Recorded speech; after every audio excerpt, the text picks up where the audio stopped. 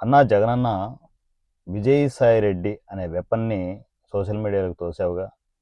నీ మీద నెగిటివ్ అంటావు, పాజిటివ్ అంటావు, అవి అంటావు, ఇవి అంటావు. ఫైనల్గా విజయసాయి రెడ్డి అనే మనిషి నీ మనిషే అనేది జనాలందరికీ తెలుసు. పిచ్చినా కొడుకులు ఎవరూ లేరు ఇక్కడ. అర్థమైందా? నీకంటే తెలివిగా జనాలు ఉన్నారు. ఇలాంటి అతి తెలివితేటలు తిక్కతిక్క ప్యాన్లన్నీ వేసుకునేసి మన పార్టీని డిగ్రేడ్ చేసుకోవడం తప్ప ఏముండదన్నా. ఓ పక్క నువ్వు చేస్తున్న పనులేంటి తెలుసా?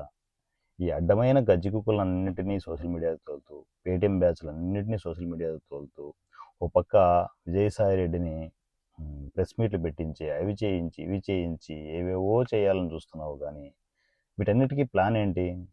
అల్టిమేట్గా నీ గోల్ ఏంటి? కూటమిని విడగొట్టాలి. ఇదేనా ఇదేనా నీ టార్గెట్? అది జరగదన్నా. ఈ జన్మకు జరగదు. నీకు ఒక అవకాశం ఉండే, అది పోగొట్టుకున్నావు. ఏ రూపంలో? గవర్నమెంట్ ఆస్తులు తాకట్టు పెట్టి ఆ సొమ్ముని జనాలకు వేయడం. అక్కడే మన పతనం మొదలైందన్నా. జనాలు చూస్తున్నారు. పబ్లిక్లో మీకంటే అవేర్నెస్ ఎక్కువగా ఉంది. అది తెలుసుకుంటే ప్లాన్ బి ఏదైనా ఉంటే ప్లాన్ చేయొచ్చు.